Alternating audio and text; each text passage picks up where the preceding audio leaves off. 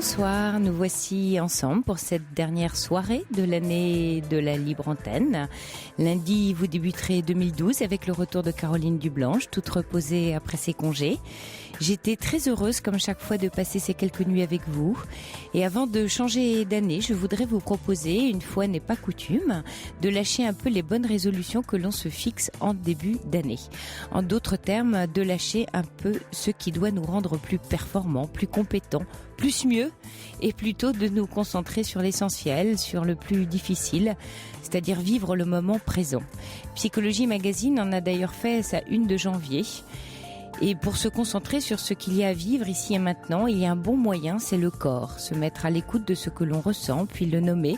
Cela nous permet de nous connecter à la réalité présente via les sensations, de comprendre ce qui nous arrive via les émotions. Cela nous permet également d'élaborer une réflexion, des projets à partir de nos besoins et de nos désirs, et non pas de plaquer sur une feuille de papier ce qu'il faut que nous soyons. Allez, on va essayer d'anticiper le changement d'année et vivre ces 2 heures de direct dans l'ici et maintenant, tous ensemble. Ce soir, Julie Assiba vous accueille au standard sur le 3921 et c'est Vivian Lecuivre qui réalise cette émission. Je vous rappelle que vous pouvez aussi réagir à tout moment à ce que vous entendez à l'antenne par SMS en composant le 7 39 21, en commençant votre texto par le mot nuit. Et puis merci à tous pour vos messages de bons vœux. Moi aussi, je vous souhaite plein de bonnes choses pour 2012 et je vous le redirai en cours d'émission. Et puis surtout avant de vous quitter, mais merci à Isaac, à Olivier le patrouilleur, à Mimosa, à Gabriel et à Elisatis pour vos doux et gentils messages. 39 21, j'attends vos appels. Europe 1, Sophie Peters. Bonsoir Marine. Oui, bonsoir Sophie. Écoutez, je suis un petit peu enrouée, un petit peu malade, mais je vais essayer quand même de discuter avec vous. Oui, je vous entends bien. Je vous remercie d'avoir pris mon appel parce que je suis vraiment un petit peu perdue dans une relation de fratrie qui dure depuis très très longtemps. Et je m'aperçois que c'est aujourd'hui où j'ai quand même un âge bien avancé, j'ai quand même 54 ans. Et je me rends compte que j'ai toujours pas trouvé la solution au problème que je me traîne depuis, on va dire, depuis la petite enfance avec mon frère aîné. Oui. C'est-à-dire qu'il a toujours énormément compté pour moi, il a toujours été le frère qui m'a protégée, qui m'a protégée, qui m'a comprise quand j'étais adolescente, il a toujours beaucoup compté. Même après mon mariage, je veux dire, ça veut pas dire que je le consultais pour tout, mais je le consultais quand j'étais très angoissée et que j'avais des difficultés à prendre une décision. Et malgré le fait qu'on soit très très différents l'un de l'autre, il est scientifique. Je suis plutôt artiste et plutôt rêveuse. Il est très carré, il est toujours dans ce qu'on appelle la stratégie, ce qu'il appelle lui-même la stratégie, pour tout résoudre. Moi, je suis plutôt dans l'humain, dans l'attention, dans la compréhension, dans des tas de choses un peu plus sentimentales. Et il se trouve que en ce moment, je suis en instance de divorce. Et je sens à quel point il faut que je me sorte de ce carcan et de la relation que j'ai à ce frère qui me pousse dans des directions qui me conviennent pas du tout. Il faut aussi divorcer de votre frère, donc pas seulement de votre mari. Il y a 2 divorces. Je plaisante à moitié. De dire ça comme ça. Oui, parce que mais c'est ce que j'entends. C'est pour ça que je me permets de vous dire ça. C'est grave. Je me rends compte à quel point c'est grave et à quel point je me suis vraiment laissée embarquer sans. Mais chaque fois que j'ai essayé de réagir, eh bien, ça se termine par une dispute, une rupture. Et puis, il revient vers moi avec des excuses en me disant qu'il tient beaucoup à moi et qu'il est hors de question qu'on ne se voit plus. Quand vous dites pendant tout ce temps, vous avez pas vu, c'est la première fois que vous en souffrez réellement? Avant, c'était non, pas du tout. J'ai l'impression d'en avoir toujours souffert. Ah. Et il y a parce qu'il me met à côté de moi-même en fait. Il me guide dans des postures et dans des solutions qui me conviennent pas du tout, mais je les exécute. Et ce qui fait que je me perds complètement en fait. Mais parce que vous l'écoutez beaucoup donc, comme une petite sœur. La petite fille écoute encore beaucoup le grand frère. Exactement. Il a eu un impact, enfin, par exemple là, dans votre histoire de couple, il joue un rôle, ou dans le divorce, ou avant dans le lien? Que je suis peut-être en train de réaliser, même si c'est pas complètement juste, parce que ça me semble, c'était un divorce qui me semblait inéluctable. Mais tout de même, il m'a poussé à trancher. Et aujourd'hui que je suis en grande difficulté, je me dis qu'avec un peu plus de recul, j'aurais peut-être pu négocier le virage un peu moins brutalement. J'aurais peut-être pu patienter ou faire les choses autrement. Donc c'est l'emprise qui vous pose problème aujourd'hui, Marine. C'est ça. Et après ce divorce, j'ai été en difficulté avec une de mes filles qui est en pleine crise. L'adolescente qui a 20 ans. Oui. Et qui est en rupture avec moi, qui me reproche un tas de choses. Et je l'écoute beaucoup. Même si je lui pose des limites, parce que j'estime que c'est mon rôle. Oui. Ça me rend impopulaire dans l'immédiat, mais je mise sur le futur en me disant qu'elle va s'en sortir, elle va mûrir et elle va revenir au dialogue tôt ou tard, parce que l'éducation que je lui ai donnée doit forcément germer en elle, tôt ou tard. J'y crois beaucoup, parce que j'ai des convictions. Bien sûr. Et c'est encore mon frère qui, pas plus tard qu'il y a 2 jours, me disait, enfin, écoute, elle est odieuse, elle mérite 2 claques, mets-la à la porte, fais ceci, fais cela. Et ma fille est effectivement partie. Et pendant les fêtes de Noël, elle est revenue pour voir 2 autres de mes enfants et passer le réveillon avec nous. Et au moment de repartir, évidemment, on a eu un litige sur des formalités administratives qu'elle n'a pas voulu accomplir et qui me mettent en difficulté. Et c'est donc mon frère aîné qui l'a raccompagnée à l'adresse où elle loge. Et il a refusé de simplement me donner l'information. Alors que 2 heures avant, il me décrivait ma fille comme étant... De vous donner quelle information? Je n'ai pas compris, Marine. De me dire où habitait ma fille. Ah, vous ne savez pas où elle habite? Non. Et il a refusé de me donner l'information. Oui, il est dans le pouvoir. Il est dans le pouvoir sur vous. Constamment. Et donc là, j'ai réagi en lui envoyant un mail parce que j'étais très très en colère. Bien sûr.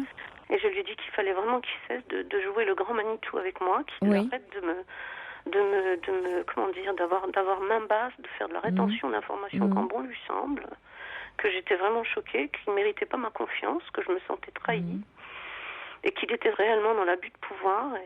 Et donc voilà. Et comment ça s'est passé depuis? Eh bien, il ne me répond plus. Oui, ça va se passer comme ça jusqu'à qu'il daigne soit venir me voir des semaines et des mois après en me présentant des excuses s'il veut bien, en me les présentant si je les lui demande, et en me disant que c'est un gros malentendu, que c'était pas son intention, et ainsi de suite. Et c'est la énième rupture. Et j'ai l'impression que c'est épuisant. C'est un mauvais pas de trop, et je pense qu'il me fait beaucoup plus de mal qu'autre chose, alors que j'ai passé ma vie à le vénérer. Je ne sais pas pourquoi d'ailleurs, parce que je partage pas, les 3/4 du temps, je partage pas son opinion. Je suis réputée pour être quelqu'un qui a une forte personnalité, ce qui est complètement paradoxal. Oui, mais comme vous l'avez très bien dit en introduction, vous avez dit il y a sûrement quelque chose de l'enfance. Vous savez, on a toujours en nous encore l'enfant est toujours encore très présent en nous, même une fois adulte. Et notre histoire d'enfance, et quelquefois on a beau avoir à l'âge que vous avez, la petite fille réagit encore en vous comme à travers vous, vous voyez. À l'âge qu'elle a, vis-à-vis de cet homme-là qui a pas grandi. Vous voyez, vous avez gardé une relation encore d'enfant avec lui et vous l'avez transporté avec vous durant votre vie. Donc, l'idée, c'est pas de vous le reprocher aujourd'hui, parce que si vous l'avez fait, c'est que vous pouviez pas faire autrement, c'est que c'était votre besoin. Mais en même temps, ce qui est intéressant aujourd'hui, c'est que vous posiez des actes pour refuser, en fait. Mais je l'ai déjà fait et il revient constamment pour reproduire exactement la même chose. Oui, mais vous repartez, vous, dans la relation, à chaque fois. Mais qu'est-ce qu'il faut faire? Alors renoncer? Mais pas lui, non, mais pas lui donner la main.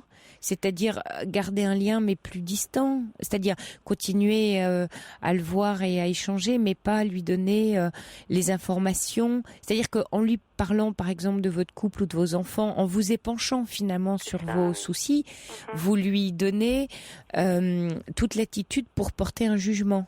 Et vous dites d'ailleurs, lui il a ses stratégies, qu'il a ses... Donc voilà, qui dit stratégie dit quand même un peu pouvoir, dit un peu... Il le revendique, je veux dire, c'est pas quelque chose que moi je déduis de son attitude, c'est lui qui le revendique et qui conclut toujours nos échanges en disant tu comprends, on n'aborde pas les choses de la même façon.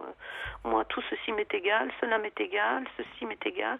Enfin, tout lui est égal, comme si. Non, mais c'est pas vrai. C'est juste pas vrai, Marine. Alors c'est une stratégie, ça encore. C'est tout m'est égal parce que ça vous fait courir, parce que s'il vous dit à vous, pour qui tout est si important, voilà, il sait qu'il vous accroche. Bah oui. Si vous dit tout m'est égal et vous, alors que tout est si important, eh ben il sait qu'il fait mouche, même inconsciemment. Mais j'ai beaucoup de mal à admettre qu'il soit d'une part intelligent et d'autre part comment dire, si manipulateur. Oui, manipulateur et en même temps malfaisant. Je suis désolée de dire ça. Non, mais j'entends bien et vous pouvez le dire là. On peut tous dire. Il n'y a pas de jugement là-dessus. Et justement, ce qui me fait beaucoup de peine, c'est que c'est mon frère et il me juge en fait. Et oui, mais vous étiez 2 dans la fratrie ou il y a d'autres frères et sœurs? 4, mais c'était vraiment celui avec lequel je. Donc vous êtes la numéro 2, lui le numéro 1, c'est ça? Non, je suis la numéro 3. Il y a 3 garçons et je suis la numéro 3. Il y a 3 frères aînés. Et un petit frère. Et un plus jeune. Et lui, c'est l'aîné. C'est l'aîné. Et il n'y a qu'avec vous qu'il est comme ça ou il a une emprise sur les autres frères ou sur les parents? Non.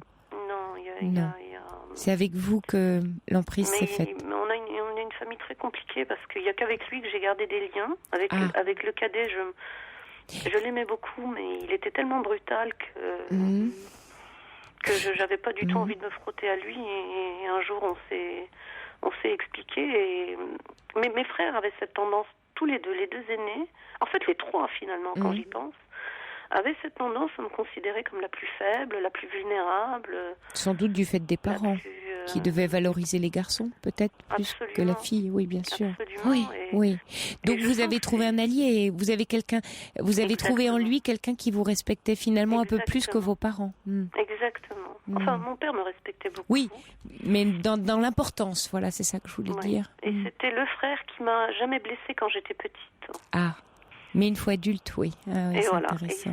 Et lui garde le lien avec les autres membres de la fratrie? Avec le cadet uniquement, mais pas avec le plus jeune. D'accord, oui, je comprends. Donc c'est un peu compliqué. C'est une famille très très éclatée. Oui, donc ça veut dire qu'il y a des choses anciennes qui se promènent dans la famille.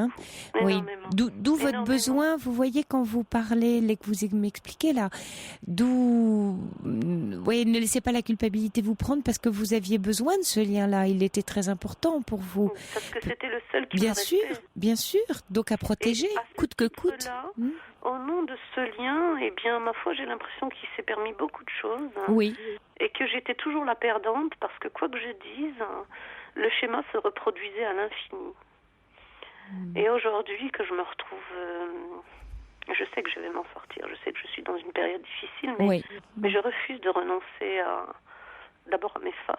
Oui, c'est à bien. Mes convictions. Oui. Et je crois que je suis quelqu'un de tellement entière que lui, il fait des tonnes de compromis à des choses qui sont inacceptables pour moi. Et il est prêt à faire des concessions sur ceci, sur cela, ma foi, parce qu'on balaye. Ah, c'est immoral, mais c'est pas grave. Fais-le comme si, et puis, tu as qu'à dire que ça s'est passé comme ça. Ce qu'il y a, Marine, c'est que jusqu'à présent, il a compris que vous appliquiez quand même une part de ses conseils. Donc le pouvoir lui a été donné sur vous, par vous, malgré tout. C'est ça que je suis en train de réaliser. Oui. Et c'est en ça que je me sens vraiment... triste et responsable parce que je me dis... Oui, mais Marine, vous n'aviez pas le choix. Non, vous n'aviez pas le choix. Vous l'avez fait parce que c'était très important. C'était comme ça que vous le sentiez. Vous voyez, ça c'est... aussi pour garder des liens avec bien lui. Sûr, pas le bien perdre, sûr, bien sûr. Mais je sais qu'on est perdus l'un à l'autre depuis toujours parce que... Je sens à quel point on se retrouve pas en fait. J'ai l'impression qu'il a abandonné tout ce qui concerne l'humain. Il est complètement dévoré par sa profession. Évidemment, c'est un notable dans la vie. Il a tout ce que j'ai pas en fait. Il a l'argent, il a l'argent qui lui confère le pouvoir. Mais vous avez aussi tout ce qu'il n'a pas. Mais j'ai beaucoup de choses qu'il n'a pas et qu'il admire en moi et qu'il voudrait maîtriser, contrôler. Voilà, il aime mon côté artistique, il aime tout ça. Si vous voulez, il admire sûrement ce que vous avez réalisé qu'il n'a pas pu ou pas réaliser. Donc c'est une façon, dans la maîtrise qu'il a de vous, d'en prendre une part, vous voyez, de vous prendre une part. Mais c'est formidable que vous réalisiez ça d'abord maintenant. Et dites-vous bien que si vous avez choisi de préserver ce lien, c'est justement par vos qualités humaines, parce que vous avez fait le choix de dire, coûte que coûte, et finalement, malgré ce que ça peut me coûter, je souhaite garder cette famille-là. Mais aujourd'hui, comme vous êtes dans un moment de divorce et de séparation, avec aussi un lien de la famille que vous avez vous construite, il y a quelque chose qui peut éclater, peut-être. C'est-à-dire que il y a sûrement un écho, il y a sûrement une résonance entre la séparation avec votre mari d'une part, et puis le fait de dire si je peux me passer de mon mari, je peux aussi me passer de mon frère. Vous voyez, il y a peut-être quelque chose de ça en vous aujourd'hui, non? Mais même si je me dis des choses comme ça, aujourd'hui c'est ma fille aînée qui prend sa part de cette histoire et qui me dit, maman, c'est pas possible, c'est le seul lien qui nous reste, tu te rends compte de ce que tu vas faire là, et ça me culpabilise énormément, même si je sens que... C'est pas celle avec laquelle vous êtes en froid. Non, d'accord, c'est l'autre, d'accord. Non. Mais est-ce que vous pouvez lui parler à votre fille de ce que vous me dites là, c'est-à-dire lui expliquer la nature du lien? On en parle tout le temps. Et elle comprend, elle a du mal à comprendre là? Non, elle comprend, mais elle est navrée. C'est intéressant, vous voyez, elle reprend à votre compte votre propre combat d'avant. Enfin, vous voyez, c'est-à-dire la décision. Absolument. Voilà. Oui, c'est intéressant. Parce que je pense qu'elle croit vous protéger en faisant ça. Oui, elle a peut-être peur que je me retrouve toute seule, en fait. Oui. Alors que moi, ça me fait... Je sais que quelque part, ça me fait pas peur, parce que je trouve qu'il n'y a rien de plus... plus pénible que de perdre une part de soi-même. Vous avez raison, mais c'est de moi que je suis en train de perdre, pas des autres. Oui, c'est vrai, mais elle sait que vous avez gardé ce lien tout ce temps-là par protection. Donc elle se dit dans son cœur d'enfant, je dois protéger maman, et donc la protéger contre elle-même, parce que souvent les enfants imaginent qu'ils peuvent nous protéger contre nous-mêmes. Donc si elle vous dit ça, c'est qu'elle pense que vous avez besoin d'être protégé par votre ancienne décision. Enfin, vous voyez, de réactiver. Alors, il faut lui faire comprendre, et en tout cas discuter avec elle, et lui passer le message même implicite que vous êtes prête, que les choses ont changé, que vous avez changé. Vous voyez que cette part, comme vous dites, de moi n'est plus réductible à autre chose, que vous voulez plus renoncer à vous. C'est ce que je lui ai dit. Même si vous devez en souffrir, mais c'est une belle leçon pour elle. C'est exactement ce que je lui ai dit, et on s'entend beaucoup intellectuellement, et même sur le plan affectif, on se comprend énormément, ma fille et moi, mais... Oui, mais c'est très fusionnel, vous voyez, puisqu'elle elle s'immisce dans votre décision, et elle dit attention, tu vas faire une bêtise. Or, elle n'est pas à sa place quand elle vous dit ça. Elle m'a pas vraiment dit ça. Non, comme ça. Bon, elle d'accord. Elle s'est un peu désolée. Elle m'approuve, au contraire, elle comprend complètement, mais elle me dit, maman, c'est quand même le dernier lien qui nous reste. Elle pense à elle et à son petit frère aussi, je pense. Elle pense à... Et je lui ai dit, tu sais, je vais garder des liens autant que je peux avec la femme de mon frère et mes deux petites nièces, mais elle pense que ce sera pas possible. Non, mais ça peut être temporaire. Vous pouvez lui expliquer aussi que vous avez besoin d'un break pour vous retrouver, que là, la question est pas de couper tout lien, la question est de prendre une certaine distance pour lui donner moins de prise. Ça vous empêche pas de le voir, vous voyez, est-ce que vous croyez vraiment qu'il faut passer par la case tout couper d'un seul coup? Est-ce qu'il faut... Non, je pense pas. Voyez, est-ce que vous... c'est un peu oui, comme ça que parce que voilà, mais vous pouvez peut-être initier quelque chose d'un peu nouveau, qui ne soit pas une rupture totale, mais qui soit un nouveau rapport à l'autre. Vous savez, en systémique, enfin les relations entre les individus sont comme des systèmes. Hein. Si je prends deux objets, l'un à côté de l'autre, là dans le studio, et que j'en bouge un, c'est l'environnement, c'est le rapport qui change. Donc si vous bougez intérieurement dans votre façon d'être avec lui, c'est-à-dire que vous lui donnez moins de prise, moins d'informations, moins de décisions sur votre vie, mais tout en restant aimable, agréable, content de le voir, de voir sa femme, ses enfants, lui va se repositionner automatiquement. Il va plus avoir la même prise, donc il va être obligé de se repositionner. Mais il va sans doute le faire comme il l'a déjà fait temporairement, et ensuite il va m'embarquer parce que, en fait, le problème est dans mon camp finalement, parce que je suis complètement, comment dire, j'ai l'amnésie facile en fait. Je connais pas la rancune, je connais pas. Oui, parce que vous avez envie que ça se... Oui, mais il y a une peur du conflit. Non, c'est qu'il y a une peur du conflit, Marine. Voilà, j'aime pas ça. Vous avez peur, mais oui, parce qu'il y a eu beaucoup de conflits, j'imagine, dans votre famille, je déteste enfant. ça, en fait. Je suis incapable de fonctionner sur ce mode-là. Oui. Et je sais que la seule manière d'éviter les conflits, eh bien, c'est de faire comme si de rien n'était. Et à ce moment-là, je vous assure que tout va bien. C'est absolument magique. Tant qu'on ne touche pas à l'essentiel, tant qu'on ne va pas de cœur à cœur, tant qu'on reste superficiel et qu'on se sourit les uns aux autres et qu'on s'accueille comme si de rien n'était, eh bien, je vous assure que tout va bien dans le meilleur des mondes. Oui, mais les cadavres, ils sont là et il y a toujours une petite main qui dépasse ou un pied qui dépasse, vous savez bien. C'est comme ces repas de Noël. Voilà, on a parlé un peu de Noël cette semaine dans l'émission. Oui. On sait bien la violence, surtout dans des grandes familles, d'un repas de Noël, où finalement, tout d'un coup, quelqu'un fait une petite réflexion et en fait, sur cette réflexion, c'est juste un scud que l'autre prend dans la figure et qu'il n'a pas vu passer. Donc, vous voyez bien que sous cette entente, c'est que vous avez envie tellement envie que tout le monde s'entende bien et soit heureux. Votre désir est tel que vous êtes prête à tout, y compris à vous perdre finalement, hein, et à laisser les autres. Et ça, c'est pas heureux pour vous, ni pour les autres d'ailleurs. C'est un bonheur de façade, c'est la jolie image, c'est, comme vous dites, c'est tout se passe bien, on est content, on est heureux, et on a envie d'y croire. Mais c'est humain, Marine, en même temps. C'est très très humain ce que vous décrivez là, hein. Très très humain. Il y a Chaudron de la Barre qui envoie un mail vous concernant et qui dit: il n'est jamais facile d'être une fille au milieu d'une fratrie dominée par les garçons. C'est vrai qu'il doit y avoir une emprise très masculine. Et en dépit du temps qui passe, la même problématique est toujours d'actualité. Quelle place occupez-vous? Vous devriez prendre le temps de comprendre les enjeux de votre fratrie, trouver un espace de dialogue qui vous permettra de démêler tout ceci. Et en effet, mettez de la distance avec votre frère, ne laissez plus avoir autant d'emprise sur vous et associez-le à des choses plus anodines du quotidien. C'est ce que je vous disais, oui. Afin que les rivalités soient moins écrasantes pour vous. Oui, c'est sur l'anodin. Oui, c'est sur l'anodin qu'il faut. Bon, vous voyez quelqu'un? Vous avez essayé d'en discuter un peu avec un psy ou... Non. Et vous croyez que le temps serait venu pour vous peut-être de le faire?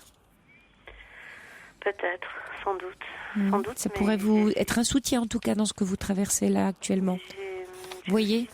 Ne présagez pas trop de... J'entends bien que vous êtes forte, combative, combattante, mais prenez soin de vous, c'est-à-dire prenez aussi soin de la petite fille, de la fragilité, des désillusions que vous traversez, des déceptions. Hein? Oui, c'est vrai. Là, vous êtes dans des désillusions et des déceptions. C'est toujours un moment qui arrive à tous dans la vie, quels que soient nos âges, et qui est très très douloureux, toujours. Parce que on a fondé toute une vie ou un morceau de vie, on va dire, sur un système de croyances, sur des choses auxquelles on tenait finalement plus que tout, et tout d'un coup c'est comme un petit château de cartes qui s'écroule et c'est très très douloureux. Pour autant, tout s'écroule pas, hein, je vous rassure, mais c'est le sentiment qu'on a. Mais le sentiment que j'ai, je vais peut-être conclure parce que je ne veux pas monopoliser l'antenne, mais c'est que je fais partie en tout cas de ceux qui parlent, et je crois que dans ma famille ça n'intéresse absolument personne de parler. Mais non, c'est pire, vous dénoncez, Marine.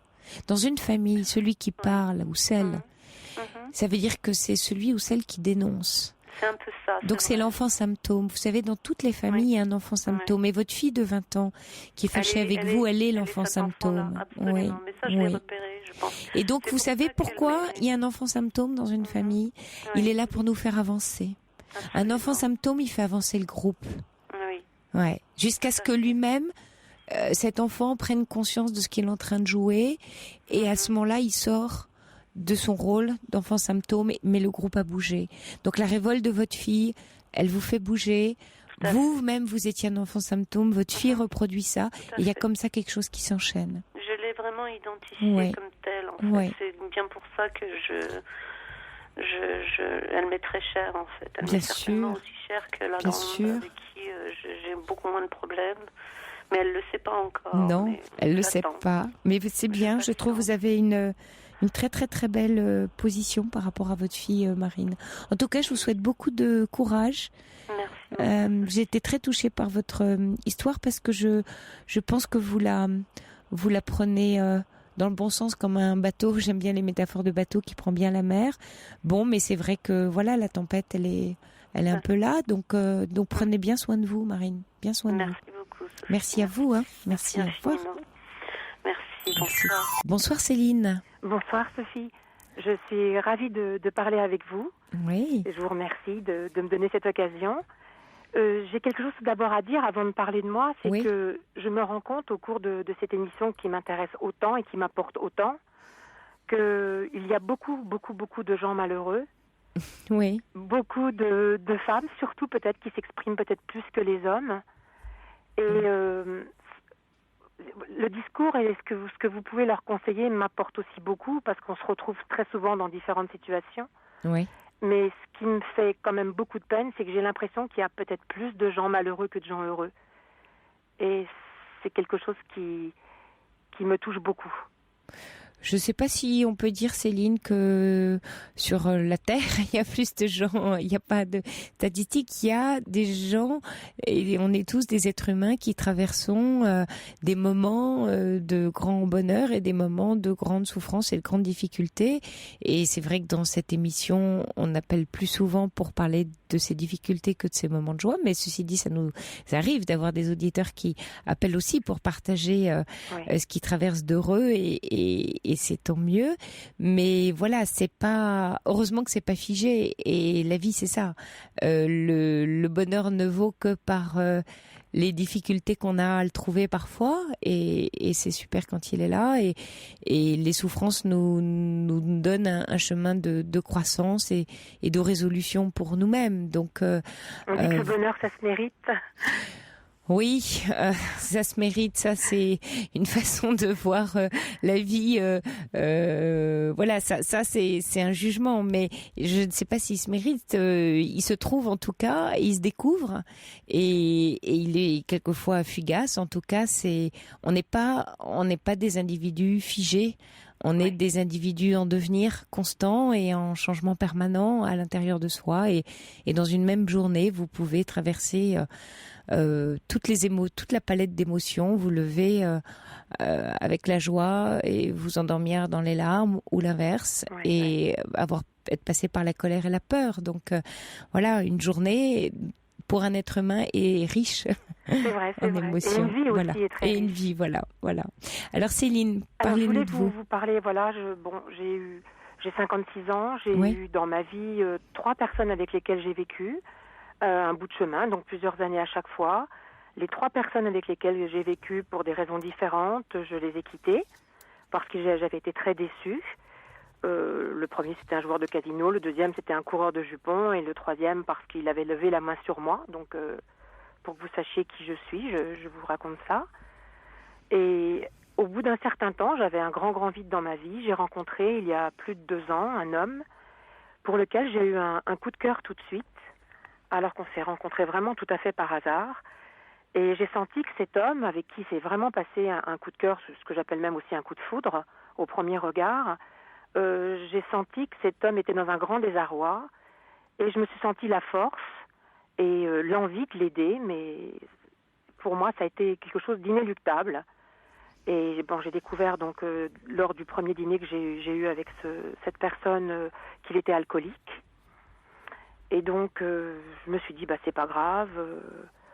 Moi je vais le sortir de là. Voilà, si je lui plais, et de toute façon moi il me plaît. Je suis sûre que l'amour nous permettra de soulever des montagnes, que je vais l'aider à s'en sortir. Il avait différentes raisons, dont un divorce qui s'est mal passé, 2 enfants qu'il ne voit plus, une maîtresse qu'il a laissée avec qui il a vécu pendant 2 ans également. Enfin, voilà. Il avait différents... Et puis moi, j'excuse toujours les autres, je comprends toujours les autres, donc voilà. Et puis voilà, au bout de 2 ans et 3 mois, je suis quand même déçue et en grande souffrance, dans la mesure où je me rends compte que non seulement cet amour n'a pas été constructif, mais il a été plutôt autodestructeur, en tous les cas pour moi. J'ai laissé déjà beaucoup de plumes. Et maintenant, je me rends compte que j'ai encore beaucoup d'affection pour cette personne. Je ne vis pas avec lui. Je le vois régulièrement, on s'appelle tous les jours, on s'envoie des SMS, on a des moments ensemble très, très fréquents. Mais je viens de réaliser véritablement, et je vous dis, à 56 ans, il n'est jamais trop tard de réaliser les choses, qu'en fait, on ne peut pas changer les gens, même si on a quand même l'espoir, et heureusement qu'on a toujours l'espoir de pouvoir aider les autres à s'en sortir. Donc je voulais vous faire part un petit peu de ma déception par rapport à ce problème qu'est l'alcool, puisqu'il a essayé de se soigner en voyant un médecin, mais en fait, par prendre des médicaments, il continuait de boire, donc ça ne pouvait pas faire grand-chose. Il a refusé une cure de désintoxication et de voir un psy. Donc comme ça, je vous... Mais vous voyez, Céline, la déception, c'est votre déception de ne pas avoir réussi à le changer, à le sauver. Oui. C'est ça. C'est pas... Si vous voulez, vous rencontrer un homme qui est dans une problématique de vie excessivement difficile, complexe, pleine de souffrances, voilà, avec toutes ces valises, hein, et là, Dieu sait qu'elles sont pleines. Et puis vous dites, oui, mais moi, je suis une fille formidable, j'arrive, je suis la fée Clochette qui va faire de cet homme un homme heureux. Et c'est dès le départ que le truc, que c'était pas enclenché dans le bon sens, parce que on peut pas, on n'est pas la fée Clochette d'un homme ni le prince charmant d'une femme, dans le sens où on n'est pas celui qui soigne, on n'est pas celui qui rend la personne totalement heureux, dans le sens où on rencontre quelqu'un qui est plein de soucis et va mal, et on va les lui résoudre. Mais on peut aider les autres. On est bien quand même sûr, sur notre chemin, bien on sûr, croise des mais c'est pas personnes ça aussi aider les autres. Aider les autres, c'est pas les sauver. Il y a, vous savez, chez les Asiatiques, un proverbe, que j'aime beaucoup, qui dit: il vaut mieux donner à un affamé une canne à pêche que des poissons. Vous arriviez avec votre musette pleine de poissons, mais cet homme, il lui fallait une canne à pêche, et il fallait qu'il la trouve, sa canne à pêche. Vous auriez été deux avec chacun votre canne à pêche, c'était sympa, vous pêchiez des poissons ensemble. Mais là, vous arrivez avec tous vos poissons et vous vous dites, il va aller bien. Non. C'est-à-dire que parce qu'une fois qu'il a mangé les poissons, il en redemande à chaque fois. Moi, je me suis oubliée pour lui. Mais bien sûr. Mais bien j'avais sûr. des ailes pour lui aussi. Bien, oui, parce que vous aviez ce sentiment de sauver. Vous avez le ressenti du sauveteur. Mais avec un sauveteur, il faut toujours une victime. Sinon, le sauveteur, il n'existe pas. Donc vous, en tant que sauveteur, vous aviez votre victime. Le problème, c'est que dans ces cas-là, il y a un triangle, on est trois dans l'histoire. Arrive le bourreau. C'est-à-dire que très vite, vous devenez le bourreau de la victime. Vous savez, c'est moi qui suis devenue la victime. Bien sûr, après ça tourne, c'est ce que j'allais vous dire. C'est moi qui suis devenue la victime, parce qu'il passe ses nerfs sur moi, parce que l'alcool rend les gens agressifs. Bien sûr. Parce qu'il joue avec moi depuis le début. Et lui s'est transformé en bourreau. Ah oui, complètement. Parce que vous avez été le sauveteur, il était la victime. La victime se transforme très souvent en bourreau. Et du coup, le sauveteur redevient la victime. Et ça, c'est le coup de théâtre. Ouais. Et donc, l'histoire... Alors, ce qui est d'autant plus intéressant quand vous m'avez d'abord parlé des hommes qui ont partagé des moments de votre vie. Il y avait un joueur de casino, un coureur de jupons et un homme violent. Donc, visiblement, vous allez au front, quoi. Hein, vous partez au front, pleine de courage et d'ardeur, et puis vous tombez sur des hommes qui vous traitent pas très bien parce que vous pensez que... Et c'est joli, hein, vous pensez que vous allez les changer, mais ça, c'est tout à votre honneur, hein, c'est merveilleux, on a tous envie de ça, on a tous envie de rencontrer quelqu'un. Quand vous dites, c'est mignon d'ailleurs, vous dites, mais alors, on peut pas aider les gens, bien sûr qu'on si, on peut aider les gens, mais on peut aider les gens quand eux-mêmes cèdent et sont dans la posture de la demande et de recevoir l'aide. Vous voyez qu'il y a un partage qui peut se faire. Ah oui, puis quand ils prennent la décision aussi. Bien sûr, bien sûr. Déjà, je me suis rendu compte avec lui que il réouvrait ses fenêtres, il laissait rentrer le soleil, mais c'est exactement ça. Je suis persuadée que grâce à moi, ceci dit, il a repris le goût à la vie et à plein de choses. Sûrement. Mais donc c'est pour ça que j'ai vraiment pensé et j'y ai vraiment cru. Je me suis dit, mais je suis sûre que s'il m'aime autant que moi je l'aime déjà, on va pouvoir s'en sortir, parce qu'à deux, on est plus fort aussi. Oui, c'est vrai, mais en fait, vous mélangez, vous voyez, des choses. Bien sûr, je vais pas vous dire, ah non, à deux, on n'est pas plus fort. À deux, on est plus fort, mais on est plus fort quand les deux peuvent additionner leurs forces, et pas quand vous avez un fort, un faible. Oui. Vous voyez ? C'est-à-dire que, mais c'est un peu idiot aussi ce que je dis. Je veux dire par là que on a tous en nous de la force et de la faiblesse. Vous voyez. Mais ça peut pas être un fort qui dit je vais faire d'un faible un fort, parce qu'il y a une relation quand même un peu de pouvoir, un peu de moi je sais ce qui est bon pour toi, moi je vais t'aider, et l'autre on lui retire sa capacité à devenir. Oui, mais je me suis jamais imposée. Et moi qui suis si autoritaire, j'ai toujours laissé. Décider. Mais il y avait votre volonté de le changer. Oui. Et ça, pour lui, il s'est révolté ? Non, c'est que j'ai voulu l'aider, j'ai pas voulu le changer. Mais en fait, ça revient au même, on est d'accord ? Oui.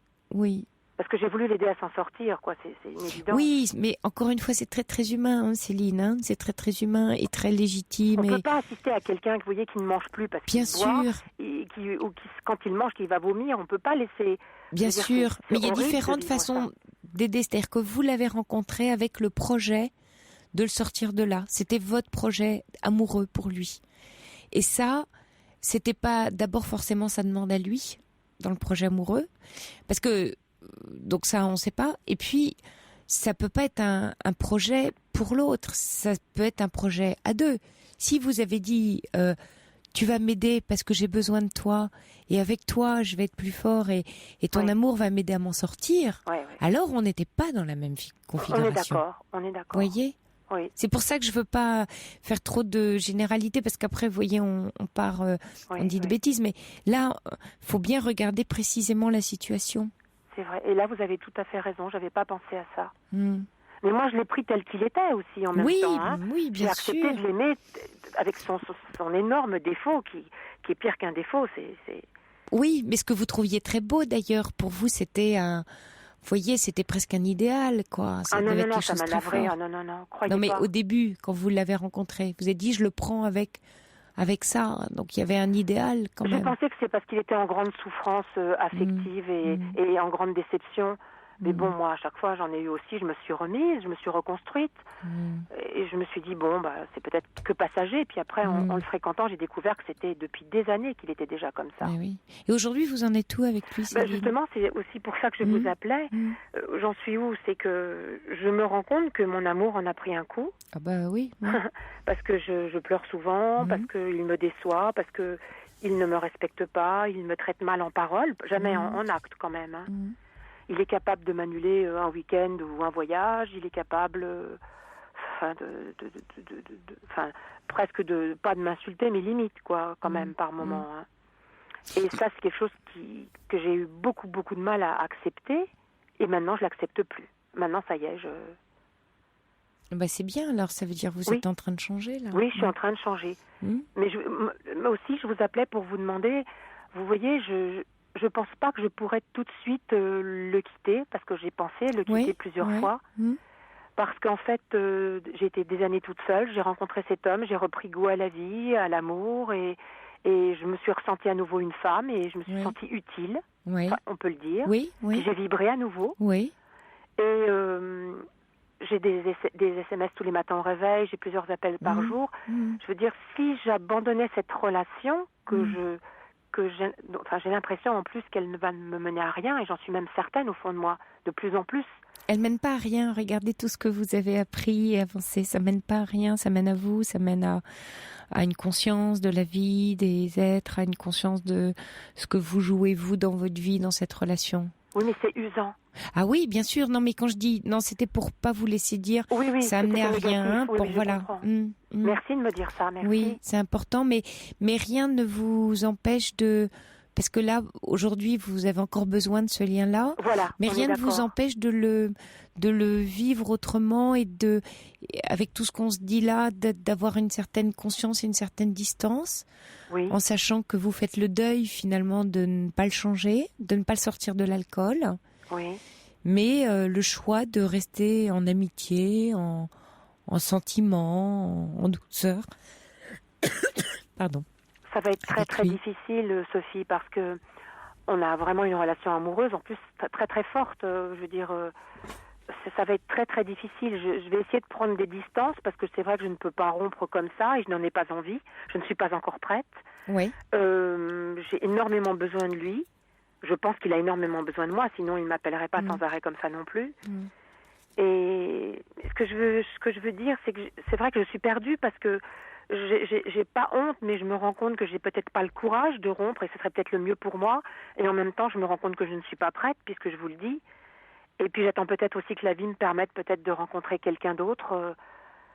Je suis perdue par moments. Oui, il y a Prune qui dit l'alcool détruit tout, quittez-le, vous vous en tirez mieux, mais courage. Et en même temps, j'entends aussi ce que vous dites quand vous dites j'ai pas envie parce que ça va me fragiliser et finalement je tiens à lui, j'ai besoin de cette relation, vous venez de dire. Et, oui. Et rien que la conscience de ça, c'est très aidant. Vous vous rendez pas compte que tout ce que vous êtes en train de me dire ce soir va faire son chemin. Oui. Et c'est ça qui va vous aider à vous détacher. Ce qui va vous aider à vous détacher, c'est pas de vous lever le matin en vous disant il faut que je me détache ou c'est pas bon pour moi et tout, c'est de ressentir tout ce qui est en train de s'éclaircir, voilà. Il y a aujourd'hui des choses qui s'éclaircissent en vous par rapport à cette histoire, à quel rôle elle a pour vous, le rôle que vous avez joué, celui que vous avez encore envie de jouer un certain rôle mais pas l'autre. Vous voyez, vous êtes à la croisée des chemins et des choix dans l'histoire. Donc, laissez-la faire son œuvre, laissez le temps, parce que le temps va vous donner la force du détachement et du besoin. J'ai tendance à être très entière. Alors c'est vrai qu'il y a des jours où je me dis oh là là, je suis finalement mieux quand je l'ai pas au téléphone. Je suis moins fatiguée, je pleure moins, je suis moins déçue, je suis moins choquée. Puis si je ne l'ai pas, je me sens abandonnée et je suis en manque de lui, quoi. Oui. Ça fait 2 ans et quelques mois que nous nous parlons tous les jours, plusieurs fois par jour, et que nous nous voyons souvent, toutes les semaines. Donc c'est oui, donc c'est pas facile. Hein. Oui, c'est pas facile, mais ne vous imposez pas une décision brutale et sous prétexte du... Vous savez, quelquefois, on est dans « il faut que », « il y a qu'à » et... Oui. Laissez, là, vous êtes en train de faire tout un travail qui est en train de se faire de façon presque souterraine, là. Vous vous rendez compte, là, depuis qu'on parle, tout ce que vous avez dit, tout ce que vous décryptez, et je vois bien que vous êtes en conscience, que vous recevez, voyez, quand je vous parle, peut-être... Tout à fait. C'est pour ça que je vous ai appelé. Je sais que vous êtes très sensible aussi, et très intuitive, mais peut-être vous pourriez aller... très lucide. Oui, c'est ce que j'entends. Donc cette lucidité-là, cette clairvoyance, on va dire, hein, vous voyez clair. Oui. Et ben, comme vous voyez clair, laissez cette clarté continuer à rentrer à l'intérieur de vous et servez-vous-en dans le temps, voyez. Laissez le temps là, laissez le temps, comme ça vous prenez soin de vous. Il y a Sébastien qui dit essayez de penser avant tout à vous avant de penser aux autres. C'est vrai, là le temps est venu de penser à vous. Vous repérez que ce lien aujourd'hui a une importance parce que vous dites moi je me lève le matin et ces textos me font du bien et je suis pas sûre d'être capable de m'en passer. Vous reconnaissez en vous cette fragilité là entre guillemets et c'est sain, c'est très sain ça. C'est très bon, c'est très nourrissant. Vous voyez, ça veut dire que vous vous autorisez à être dans quelque chose où vous dites bon, c'est pas terrible, c'est pas ce qu'il me faut. C'est pas, il y a plein de choses qui vont pas, mais je sais faire la part des choses. Et je sais être finalement assez adulte. Quand on fait la part des choses, c'est qu'on est assez adulte finalement, vous voyez. Vous savez, souvent mes amis me disaient mais écoute, tu pourras jamais rien faire avec lui. Et c'est vrai que j'ai très envie de revivre et de refaire ma vie avec quelqu'un. Et mes amis me disent mais prends-le comme un bon amant, garde-le comme ça et c'est tout. Mais je suis trop entière pour ça, je ne sais pas. Et puis on refait pas sa vie, j'aime pas cette expression, on la continue. Oui, c'est vrai. Vous vous rendez compte, ça voudrait dire qu'on a tout cassé puis on recommence. Oui, mais c'est vrai que les expériences, c'est ça, on repart à chaque fois presque à zéro avec un acquis en plus, mais c'est une nouvelle expérience. Oui, on continue le chemin. C'est bien quand on apprend de l'histoire précédente pour enrichir après. Tout à fait. Pour s'enrichir. Je voulais aussi dire par rapport à la personne qui a parlé juste avant moi, vous savez, les relations qu'on a d'amour fraternel ou d'amour familial ou d'amour amoureux, en fait, j'ai toujours l'impression, quand on aime quelqu'un, l'autre a le pouvoir sur vous. J'ai eu ce sentiment-là aussi avec mon frère, et j'ai eu le sentiment avec les hommes que j'aime. J'ai toujours l'impression qu'à partir du moment où j'ai dévoilé à quelqu'un que je l'aimais, il a toujours profité et abusé de moi. C'est une croyance, c'est que vous le laissez prendre le pouvoir, ça s'appelle une croyance. C'est-à-dire que je suis affaiblie quand j'aime, moi, finalement. C'est que vous laissez l'autre prendre en main votre vie et vous laissez un peu les manettes, mais c'est une croyance. Quand on aime, on n'est pas forcément asservi sous le pouvoir de quelqu'un, non, il n'y a pas de fatalité. Oui, c'est vrai. Il y a ce qu'on veut, oui, il y a ce qu'on veut bien. Donc là, c'est parce que vous le voulez bien. C'est-à-dire que quand je suis amoureuse, moi, je ne vis que pour ça. Oui, C'est mais on le dit souvent dans cette émission et Caroline le dit aussi, c'est d'abord prendre soin de soi pour pouvoir prendre soin de l'autre. C'est dans ce sens-là que ça marche. Et dans l'amour, c'est pareil. Oui. Bon courage, Céline. En tous les cas, vous m'avez fait beaucoup, beaucoup de bien. Je vous remercie. Je vous souhaite de très, très bonnes fêtes. Bon courage à vous. Vous êtes sur le bon chemin. Ouais. Merci beaucoup. Bon courage. Bonsoir. Au revoir. Bonsoir, Céline. Pour intervenir dans l'émission, appelez le 39 21 34 centimes la minute. Bonsoir, Stella. Oui, bonsoir, oui. Je croyais que vous m'aviez oublié. Non. Oui, bien, voilà, moi je vous écoute tout le temps, depuis des années, enfin, voilà. Il y a beaucoup de choses qui se passent à la radio, enfin, que j'entends des choses... Est-ce que vous pouvez parler un petit peu plus fort, Stella, parce qu'on vous entend très très mal. Oui. Je dis, j'entends beaucoup de choses, beaucoup de gens malheureux, mais je pense qu'ils n'ont pas subi ce que moi j'ai subi dans ma vie.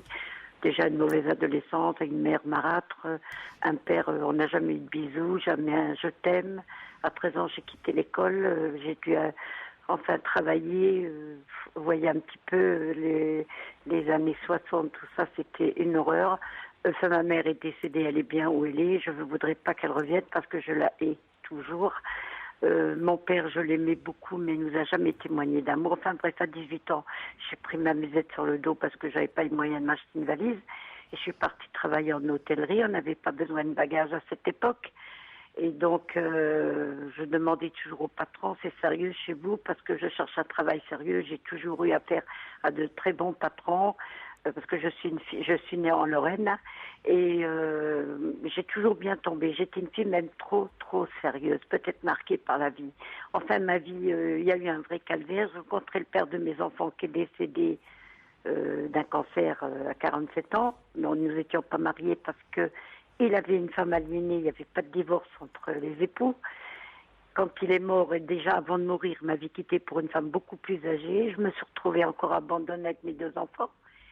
Et j'ai retrouvé dans mon travail où je travaillais dans un PMU, mon vrai mari, puisque je me suis remariée qu'à 40 ans.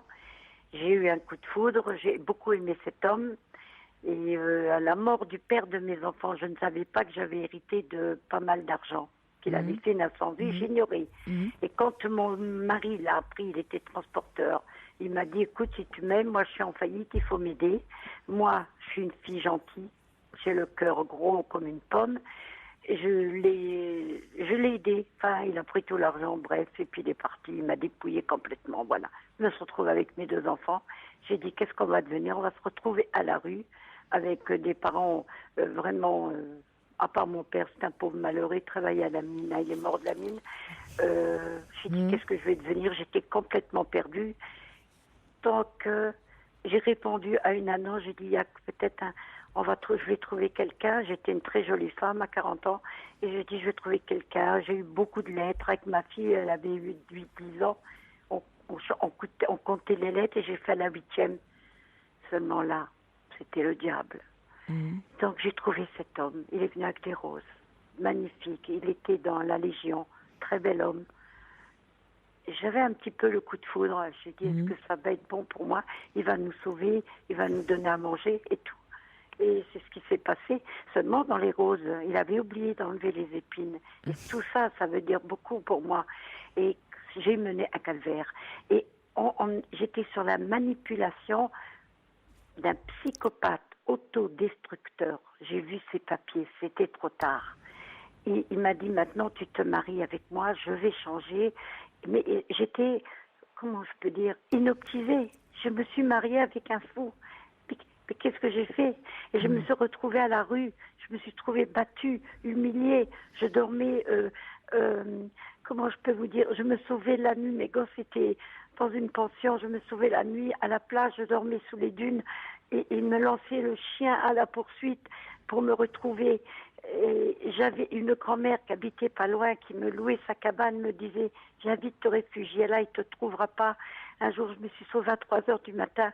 J'ai dit, mais qu'est-ce que j'ai fait au bon Dieu pour mériter ça? Il me coursait avec une serpette, c'est-à-dire une faucille pour me couper la tête. Je ne savais plus quoi faire. J'ai dit, j'ai pas de femme ici, je suis perdue. J'avais une voiture encore, j'avais gardé ma 309 que j'avais à l'époque. Je dormais dans la voiture, il me jetait mon linge, mais je ne peux pas vous dire comment j'ai voulu me suicider. Si c'est vrai, bon bref, c'est passé, mais j'ai mené un calvaire. Et Stella, aujourd'hui, elle est comment votre vie? Encore plus moche qu'avant. Ça fait 20 ans que je vis seule, 20 ans que je suis dans le malheur, que je vis modestement, 20 ans que je ne sais pas ce que c'est un réveillon ou un Noël. Je vous dis, un chien est beaucoup plus heureux que moi en tant qu'être humain. C'est pour ça que je suis croyante mais non pratiquante. Stella, oui. Excusez-moi, je vous arrête parce qu'on va pas tarder à voir le journal, malheureusement. Mais juste, vous toutes ces années-là, vous avez pas été parler avec quelqu'un, voir un thérapeute, vous faire aider? Parce que certes, vous avez traversé des choses terribles, mais quand on traverse des choses terribles, il faut aussi savoir demander de l'aide. Mais j'ai demandé de l'aide, mais il ne comprenait pas. Il me disait, c'est pas possible. Le psychologue, il me dit, mais c'est pas possible, vous avez subi ça et que vous êtes toujours là. Mais j'ai dit, qu'est-ce que je dois faire? Il m'a dit, il faut porter votre croix, ma pauvre dame. J'ai dit, c'est-à-dire? J'ai dit, je suis croyante, je ne pratique pas. Non, mais... Oui, mais c'est ce que je dis. Je me demande pourquoi, si Dieu existe, pourquoi... Non, Stella, oui. Porter votre croix, c'est vrai que la vie est quelquefois, et elle a été particulièrement dure avec vous, et je l'entends, mais après, c'est vrai que c'est traverser les difficultés de la vie et vous faire aider. Si ce thérapeute-là était pas bon, vous voyez, en trouver un autre éventuellement. J'ai tout abandonné. Non, je me suis renfermée sur moi-même. Oui. Et je rumine, je suis là à la maison, je bouge plus, j'ai même plus envie de faire de Stella, je dois vous laisser, c'est le journal, je vous reprends après le journal, hein.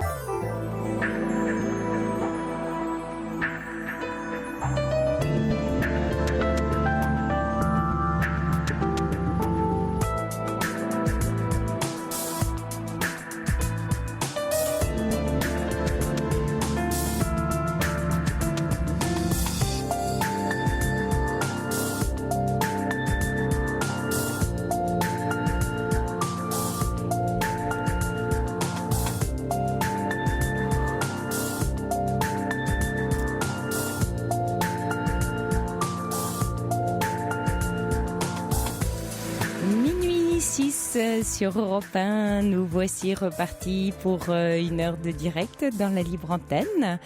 L'antenne est à vous, il vous suffit de composer le 3921 pour partager avec nous vos préoccupations ou des événements de votre vie. Vous pouvez aussi échanger avec nous et avec les auditeurs par SMS au 7 39 21, commençant par le mot nuit, ou nous adresser un mail sur le site d'Europe 1.fr. La nuit se poursuit avec au standard Asiba et Julie. Et puis nous reprenons Stella. Stella, vous êtes là ? Oui, voilà. Stella, vous étiez donc avec nous juste avant le journal de minuit, voilà. Et vous nous racontiez une vie bien malheureuse, faite de pleine de souffrances. Oui. Vous avez aussi beaucoup laissé la vie vous malmener, Stella. Voilà. Oui. J'étais manipulée plus par le psychopathe, là. Parce que oui, enfin. Il m'est arrivé une chose, une fois j'ai entendu à une émission une mère qui avait un fils qui était psychopathe et savait pas comment s'y prendre. Eh bien moi, quand je voulais presque intervenir, parce que j'ai regardé tous les films sur les psychopathes à la télévision, et jamais plus un homme qui est psychopathe pourra m'humilier, parce que j'ai étudié comment il fallait s'y prendre quand il avait, au moment de sa crise. Je me souviens, on habitait presque une forêt, c'était peut-être pour mieux m'anéantir. Et à 3 heures du matin, moi je dormais sur un lit de camp, parce que je n'avais pas le droit de dormir dans la chambre, j'étais mariée pourtant avec lui. Et j'ai senti une présence. Et j'ai ouvert la petite lampe, il était en train d'aiguiser le couteau. J'ai dit, c'est pas vrai, il va me tuer. J'ai réussi à m'échapper de lui, je me suis sauvée dans la forêt. J'ai grimpé un arbre, et j'avais 50 ans à l'époque. Je ne sais pas comment encore aujourd'hui je suis en vie. J'ai dit, il m'aura pu celui-là, c'est fini, il va plus me traiter comme ça. Et il m'a dit, si tu reviens pas, c'est parce que j'avais trouvé un logement après, un petit logement pas trop cher. Et puis il m'a dit, je te fais sauter la maison, je sais qu'il avait des grenades. C'est un fou, c'est un mercenaire. Seulement, dans ces choses-là, pourquoi les docteurs ne disent pas aux gens quand ils se marient avec ça que c'est un homme dangereux. On nous laisse marier avec des gens pareils. Non, mais on vous laisse pas, Stella, ce que j'entends dans tout ce que vous me racontez, et bien que ce soit effectivement, j'imagine, terrible, vous êtes beaucoup dans la plainte. Vous voyez, il y a même Apolline qui envoie un texto un peu en disant, mais voilà, pourquoi dit-elle que la vie qu'elle a vécue est la pire de toutes celles qui ont été exprimées dans cette émission? Comment peut-elle dire ça? Il n'y a pas d'échelle du malheur, Stella, et il n'y a pas de concours de la vie la plus horrible. Certes, votre vie est douloureuse et difficile, mais en même temps, on a, chaque être humain, la responsabilité aussi de notre vie, de ce qu'on y vit, de ce qu'on y fait, de ce qu'on y choisit. Et que là, peut-être, vous pourriez encore voir quelqu'un, consulter, vous faire aider par un thérapeute pour aller déverser ce trop-plein qui est juste énorme et au moins vous apaiser, parce que Stella, vous n'êtes pas du tout apaisée de tout ce que vous avez traversé. Non. Vous voyez, et ça c'est dommage, c'est triste pour vous. Et il y a Émeric du Maine-et-Loire qui dit je vous écoute et je souhaiterais vous donner beaucoup de bonheur car votre témoignage m'a ému aux larmes, dit Émeric. Et c'est vrai qu'on a envie de vous dire, mais Stella, prenez-vous dans vos bras, prenez soin de votre souffrance, prenez soin de vous. Vous nous confiez à l'antenne cette vie terrible et vous la laissez vous prendre à la gorge. Hein. Vous parliez de couteau. Ça fait 20 ans que je suis Oui, seule. j'entends, mais c'est jamais trop tard. Oui, mais c'est Stella... terrible, la solitude, c'est terrible. Oui, mais aujourd'hui, c'est la mort. Bien sûr, mais aujourd'hui, Stella, il y a suffisamment de thérapeutes, de gens bienveillants que, voilà, vous pouvez encore faire quelque chose pour vous, vous voyez. Mais je vais vous dire une chose, toute ma vie, j'ai cherché à avoir une vie normale, avoir un homme qui m'aime, m'occuper de lui, m'occuper du ménage. Je n'ai pas eu cette chance parce que j'étais une femme trop gentille, trop soumise. Non, mais Stella, oui, mais je peux pas tellement vous laisser dire ça. Vous savez, la chance, on se la donne, donc on peut pas. Il y a pas des gens qui tirent le bon lot et d'autres le mauvais. Il y a aussi ce qu'on appelle la résilience dans des gens qui ont traversé des choses épouvantables et qui arrivent à trouver un apaisement. Donc Stella, je vous souhaite réellement d'aller voir quelqu'un, de prendre soin de vous, d'aller raconter toute votre vie, votre histoire. Et ça vous apaisera et ça vous sortira de votre solitude et de ce que vous ressassez en boucle. Hein, je vous souhaite vraiment d'aller vous prendre un peu vous-même par la main, Stella. Vraiment, c'est le moment. Si, ça me paraît important. Vous savez, je vais vous dire une très jolie phrase d'un moine bouddhiste qui s'appelle Thich Nhat Hanh. Voilà, on va essayer avec l'accent. Et qui dit qu'il faut reconnaître en fait notre douleur, la prendre dans nos bras comme une maman avec son bébé qui pleure, et ainsi petit à petit attendre qu'elle s'apaise. Et donc vous n'avez pas apprivoisé du tout votre douleur et vos souffrances, et il est temps maintenant parce qu'elle vous dévore. Vous êtes dévoré par tout ce que vous avez vécu.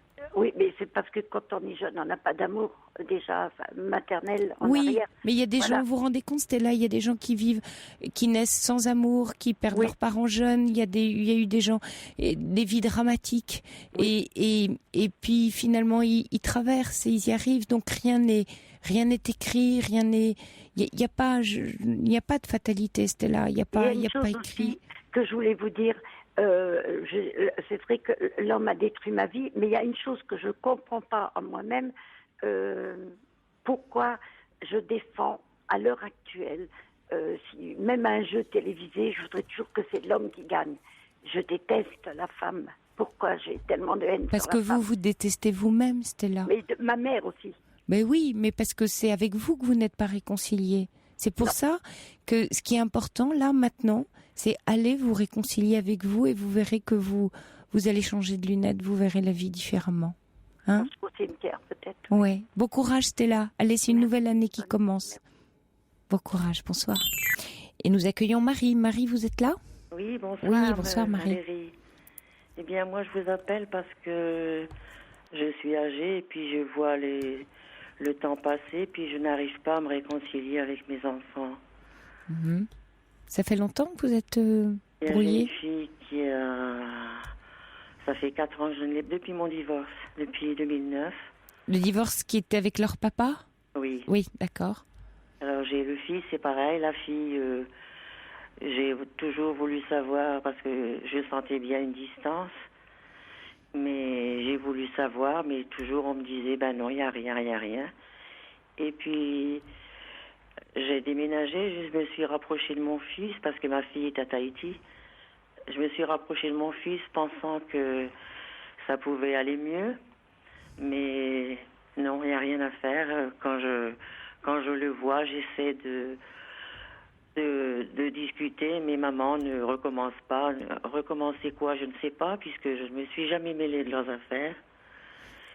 Et là, il y a 2 petits-enfants d'une seconde femme que j'aurais aimé avoir chez moi.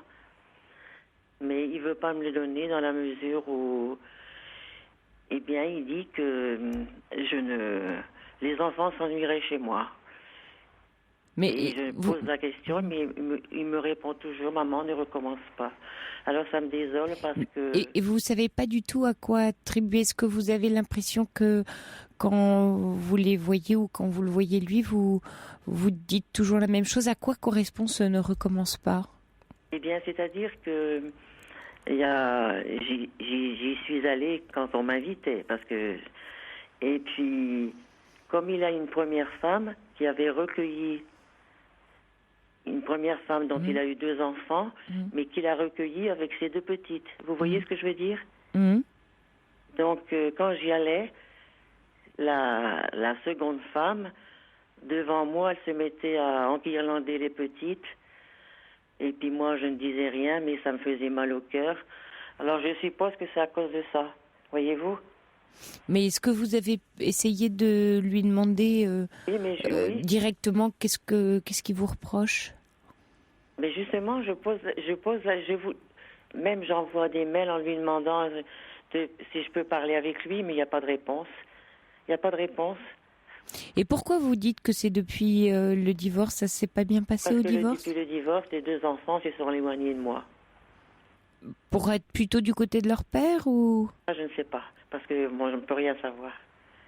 Vous avez plus de contact avec le papa? Non, pas du tout. Mais alors, comme je suis âgée, je voudrais tellement qu'avant de partir, qu'on puisse renouer contact. Oui, je comprends. Et puis ma fille qui est à Tahiti, ça fait 4 ans que je ne l'ai pas vue. Et elle est venue il y a 1 an en France.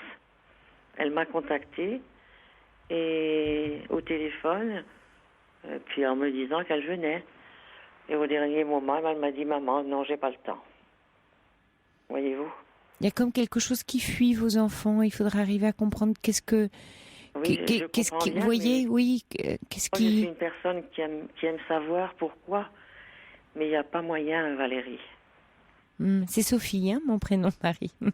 Pardon? C'est Sophie, mon prénom. Ah, pardon, excusez-moi. Non, il n'y a pas de problème. Mais en même temps, il y a sûrement une clé que vous seul avez dans cette histoire, ou peut-être, quelquefois, il suffit juste de beaucoup de maladresse et de malentendus dans les familles quand on ne se parle plus. Oui, je sais, mais quelle est la clé? Eh oui, mais vous seul la connaissez. Mais non, puisque je vous dis encore... si, elle est dans votre histoire. J'ai été remettre des cadeaux petites. Oui. Alors, il m'a fait rentrer et puis, c'est tout. Il m'a rien dit. Je suis partie. Parce que moi, je veux... Comme il m'a dit, maman, ne recommence pas. Et comme je vous disais que je m'en suis... Est-ce qu'il y a un intermédiaire dans la famille sur lequel vous pouvez compter, une sœur ou un frère, enfin quelqu'un proche de vous qui les connaît? Oui. Justement, il a un fils aîné. Oui. De 15 ans. Oui. Et je me suis permis, parce qu'il est très mature, permis de lui en parler. Oui. De lui dire que j'aimerais voir les petites. Pourquoi papa, il veut pas? Alors, je l'ai revu, c'est mon petit-fils. Il m'a dit, mamie, eh bien, papa m'a répondu que chez toi, il s'ennuierait. C'est tout. Oui, donc vous n'êtes pas plus avancé. Mais non. Et croyez-moi, ça me fait de la peine parce qu'en plus, je suis toute seule. Je suis à 10 km d'ici. Est-ce que la peine, vous l'avez dite, ça? Pardon? Est-ce que vous leur avez dit que vous souffriez de la situation et que ça vous faisait de la peine? Est-ce que vous avez parlé de vos sentiments? Non. Et voilà, Marie. Parce que peut-être que ce qui ne se dit pas, vous voyez, il y a toute votre souffrance que vous dites là ce soir à l'antenne et que vous nous confiez ce soir. Oui. Mais c'est à eux qu'il faut la confier pour pouvoir au moins les toucher. Il faut que vous trouviez un accès à leur cœur et je comprends que vous soyez dans les actes, que vous y alliez, que vous donniez des cadeaux et je comprends que vous n'osiez pas. Mais il peut rien se passer si vous n'arrivez pas à les toucher. Donc parlez-leur de vous. De votre tristesse. Mais écrivez une lettre ou... J'ai même écrit un mail, mais il n'y a pas de réponse. J'aimerais... Mais qu'est-ce que vous avez mis dans le mail? Qu'est-ce que vous avez écrit? En lui disant que j'aimerais quand même... quand même. Discuter avec eux. Oui, mais enlevez le quand même, Marie. Dans le quand même, il y a tout. Vous voyez, le quand même, ça veut dire... Oui, non, mais je prends l'image. C'est moi qui me permets aussi de prendre cette image-là. C'est-à-dire que il peut entendre dans vos propos une culpabilité ou un reproche. Et donc, c'est ça qui supporte pas vos enfants. C'est l'idée même que vous puissiez leur reprocher la situation. Et c'est pour ça, peut-être, qu'ils vous fuient. Si vous parlez juste de votre désir, pas de reproche, pas de... Quand même, on pourrait se voir, ou je pourrais avoir des nouvelles, ou j'aimerais bien que... C'est... Oui. Je suis triste de ne pas vous voir parce que vous me manquez. J'ai le désir, le souhait, l'envie de vous voir. C'est ça qu'ils ont besoin d'entendre. Et pas parce que ça se fait ou parce que c'est pas bien qu'ils le font pas. Ou là, ils doivent être tellement dans. Ils ont peur de vos reproches quand ils disent maman ne recommence pas. C'est maman arrête de nous reprocher quelque chose. Donc ils préfèrent ne plus vous entendre que. Oui, mais je reproche rien justement puisqu'il n'y a pas de dialogue. Oui, mais dans la façon de faire ou de dire, peut-être vous interroger et peut-être parler plus de votre sentiment. Les sentiments, ça touche. Ça touche. Mais comme je vous disais que je fais du vélo l'été, donc je me balade souvent chez eux puisqu'ils habitent pas loin. Et j'y vais à l'improviste comme ça. Mais un dimanche, je reste pas. Et comme il reçoit les petites... Il a les petites le week-end. Oui. Eh bien, je ne peux pas parler puisqu'ils sont devant la télé, puis il n'y a pas de dialogue. Oui, ils refusent tout dialogue. C'est difficile, non, mais je comprends bien, Marie, que c'est pas facile, mais parlez juste de vous, enfin, parce que là, ils vous opposent un silence buté. Vous voyez, il y a un peu quelque chose de buté, là, chez eux. Oui, bien sûr. Il y a une carapace, et quand on est buté, c'est qu'on se défend, c'est qu'on met une protection. Si donc jamais j'insiste, il va peut-être, il va peut-être avoir, je sais pas comment, il va s'offusquer, il va se mettre. Oui, non, mais je vous dis pas d'insister, je vous dis de parler de vos sentiments, Marie, de votre besoin, de votre désir, exactement comme vous m'en parlez à moi ce soir, de cette même façon-là. Où là vous êtes touchante, où là vous dites j'en souffre, je suis triste et il me manque et un jour je partirai et tout ça c'est trop bête. Parlez de ça, c'est ça qui compte, Marie. Aujourd'hui il n'y a plus que ça qui compte. Mais comment l'aborder sans... Mais vous ne le dites pas ça. Parce qu'il se braque. Non mais là vous faites vous n'avez pas essayé ça. Vous voyez, là vous me dites, oui, il s'est braqué sur autre chose, mais là vous n'avez pas essayé ça. Alors, je comprends que vous ayez peur, qu'il se braque. Oui, mais et puis ça fait peur de se dévoiler parce que si c'est pour prendre un coup, vous voyez, en général, on préfère ne pas faire. Mais prenez ce risque-là. Je pense que ça vaut le coup d'être tenté parce que ça se passait bien avant le divorce avec eux. Bien sûr. Ah oui, donc il y a quelque chose d'idiot là. Il y a quelque chose, vous voyez, de stupide. Il y a un malentendu. Il y a quelque chose qui n'a pas été écouté, entendu de part et d'autre. Et peut-être que en parlant juste de votre tristesse, juste ça. Attendez, moi je vais vous raconter quelque chose. En 2009, Sophie, en plein divorce, nous avions fait la part des biens. J'étais dehors. En 99, rappelez-vous la catastrophe. Oui, la tempête, oui. J'étais dehors. On avait vendu la maison, tout. J'avais pas de toit. La semaine de Noël, J'ai téléphoné aux enfants, à l'un et à l'autre. Bien, maman, non, on ne peut pas. Nous, on a prévu autre chose. J'étais dehors, Sophie. C'est terrible, hein. Terrible. Ouais, vous leur en voulez peut-être aussi un peu. Enfin, Non. ça se comprend, mais... Oh non, au contraire, je suis prête à... Non, pas Oui, du mais là, ce que vous racontez quand même, non? tout. Oui. Vous voyez? Non, mais Oui. c'est pas facile, hein. Je comprends. Il y a Prune qui dit « Votre tristesse est légitime, dites-leur que cette absence vous affecte. » Écrivez une lettre, et puis... Excusez-moi. Oui, je comprends que vous soyez ému. Et puis là, il y a un autre auditeur qui dit « Il faut pas perdre espoir, chère Marie. La nouvelle année sera la chance de pouvoir recommencer une nouvelle approche avec vos enfants. » Vous savez, si la façon de les approcher n'a pas fonctionné, c'est la façon qu'il faut changer, c'est pas le fond. D'accord. Vous voyez, essayez de changer la façon de vous adresser à eux. Mais là, est-ce que je peux envoyer un mail à ma fille là, en lui disant tout ce que vous m'avez dit? Oui, bien sûr, bien sûr.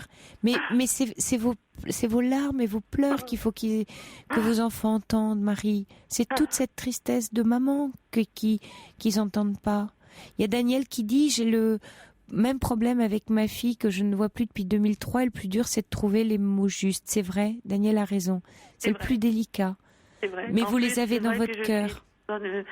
Je parais fragile, là, mais je suis une personne forte puisque quelquefois j'ai le ton assez, Ben oui. assez haut, donc ça peut choquer. Oui, je comprends, parce qu'on n'a pas envie de s'abaisser. Vous voyez, Pardon? on n'a pas un peu envie de s'abaisser si c'est pour se voir claquer la porte au nez, donc forcément le ton monte, forcément. Non, mais... c'est pas ça, mais si vous voulez, j'ai un ton sec et des fois c'est ma façon de parler. Oui. Ça peut blesser aussi, ça. Oui. Bien Sec et sûr. rude. C'est bien que vous en ayez conscience, Marie. Vous voyez, Oui, ça oui, c'est je déjà sais. un grand pas. Ben, c'est formidable. Et ça, pourquoi vous leur dites pas? Quelquefois, je suis un peu maladroite. Quelquefois, j'ai pas le mot juste, mais mon cœur, il est là. Vous voyez, dites tout ça. Dites Oui. tout ça. Hein? C'est important, Marie. Vos larmes, elles sont très importantes ce soir. Elles sont bien, c'est le chemin, c'est le bon chemin là, vos larmes. Vous voyez, Marie, parce que votre cœur est touché dans notre conversation.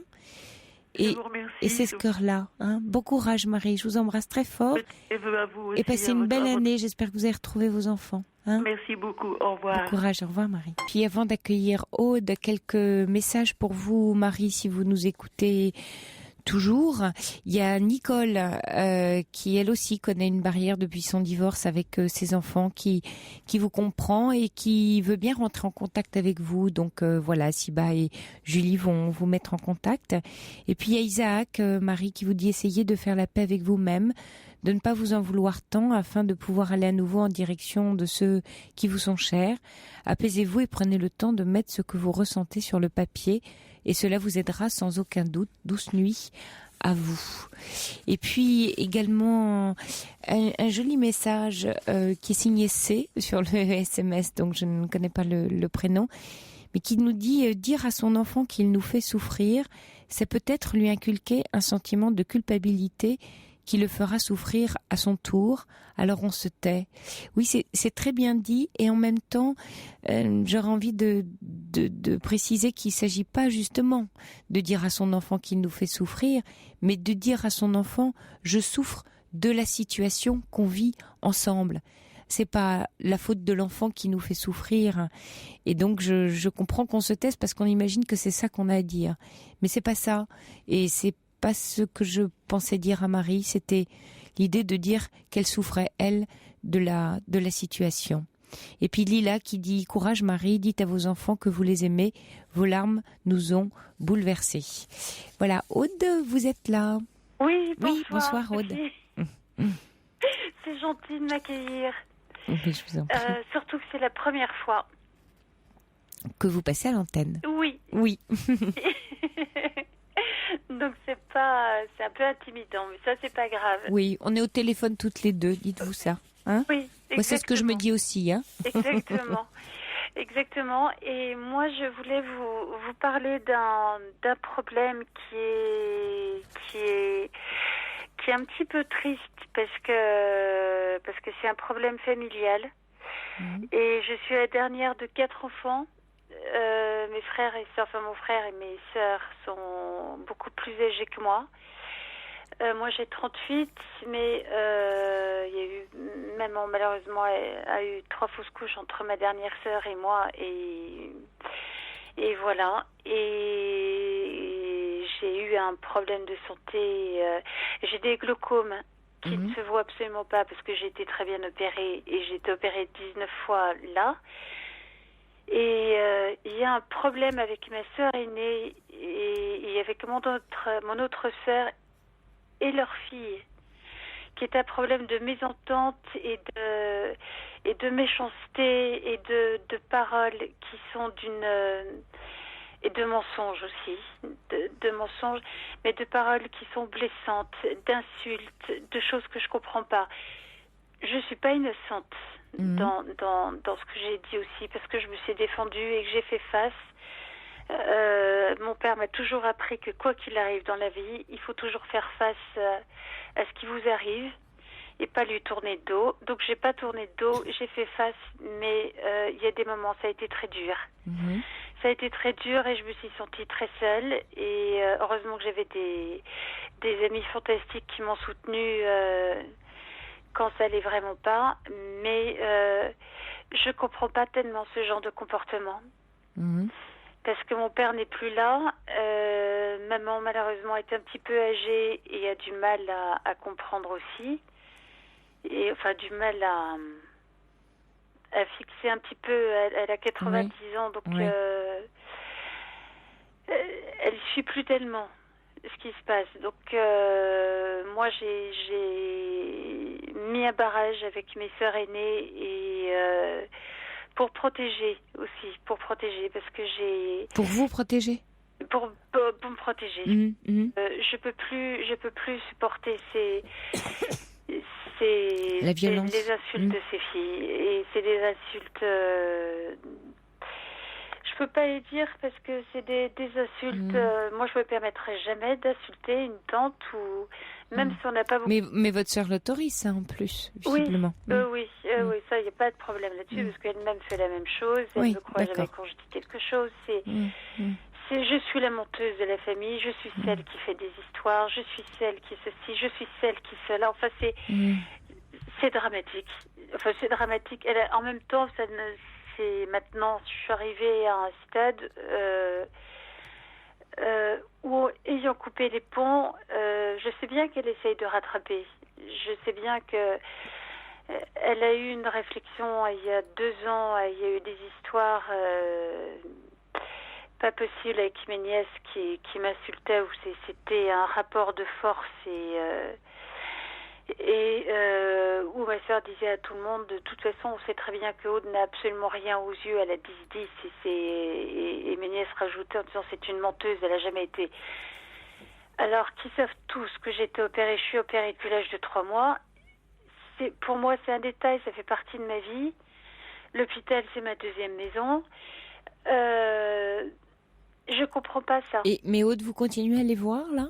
Non, je ne vois plus ma sœur aînée. Elle a essayé de reprendre contact, et ça, je crois que ça fait rire pas mal de personnes, en m'offrant 3 CD.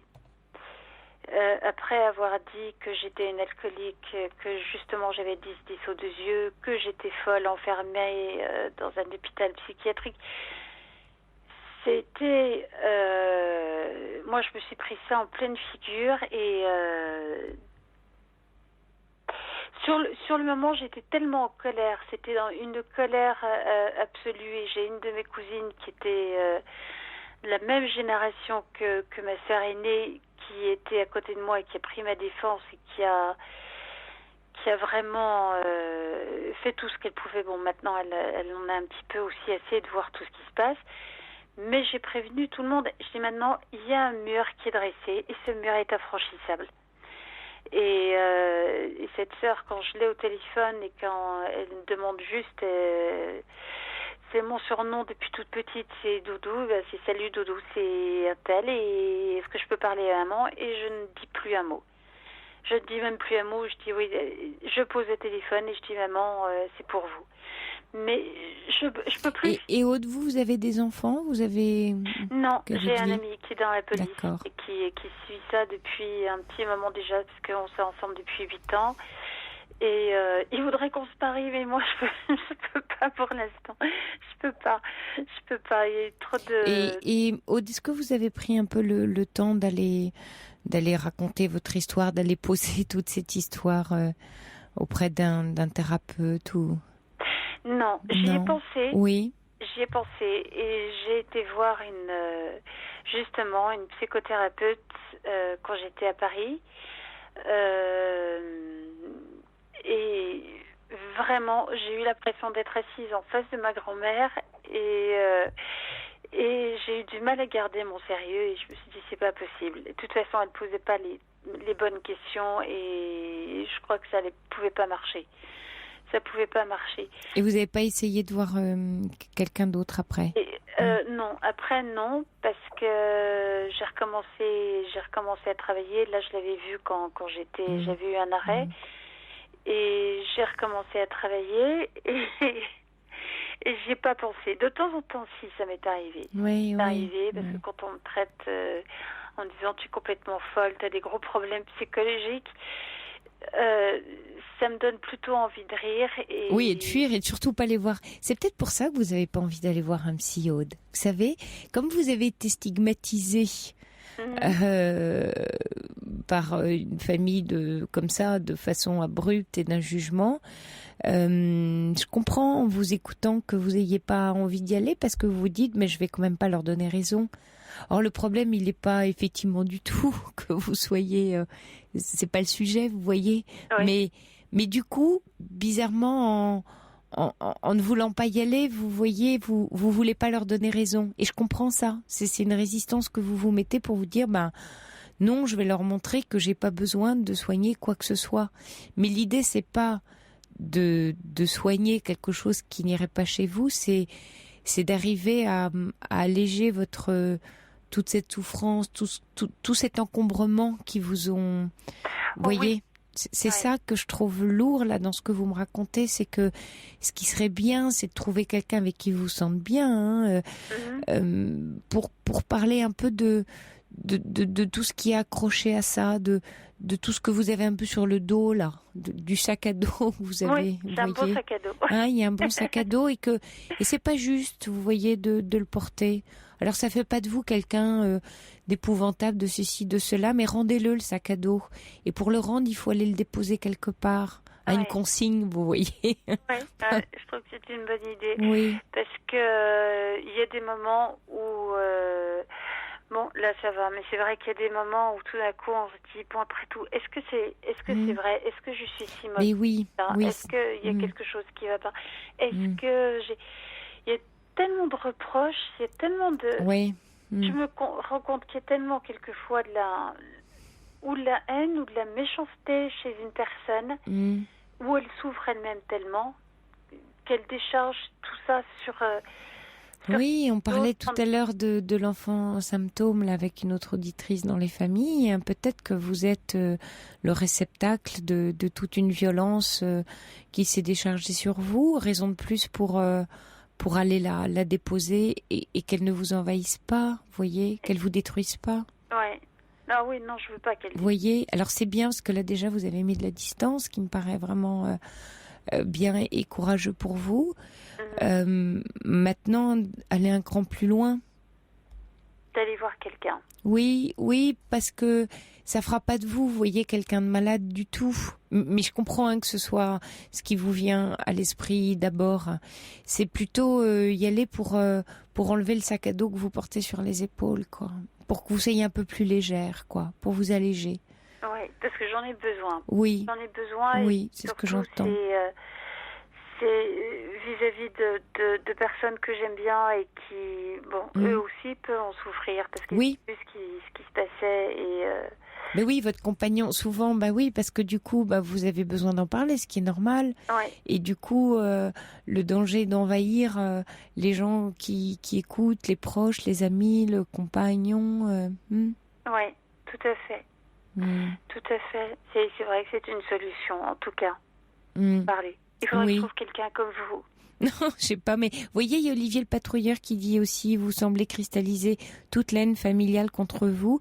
Cette famille est toxique pour vous, fuyez-les. Mais vous l'avez fait, et ça c'est déjà très courageux. Donc vous avez posé un acte fort. Et maintenant, il y a peut-être une petite légère résistance, mais vous savez, souvent je pense qu'un thérapeute, ça se choisit avec soin, et il faut en voir, vous envoyez 1, 2, 3 dans votre ville, près de chez vous, vous recoupez des conseils des uns des autres, et puis après vous faites votre choix, vous décidez pas comme ça sur le premier que vous rencontrez.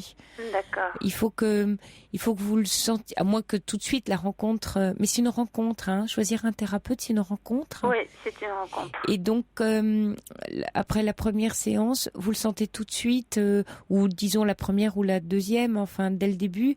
Et si vous sentez que la rencontre se fait pas, il faut pas poursuivre.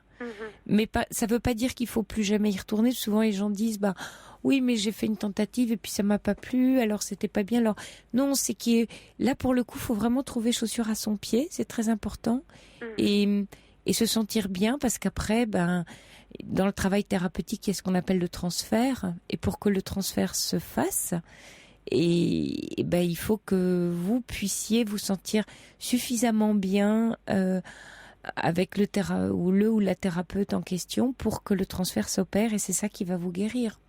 D'accord. C'est ça qui va vous aider, en tout cas. D'accord. Guérir, je sais pas, parce que Lacan disait la guérison vient de surcroît. Alors c'était tant mieux si on guérit. Non, mais au moins voilà, vous êtes un peu plus légère en sortant, quoi. Exactement. Et ce que je voulais juste vous demander, c'est pourquoi est-ce qu'elles sont aussi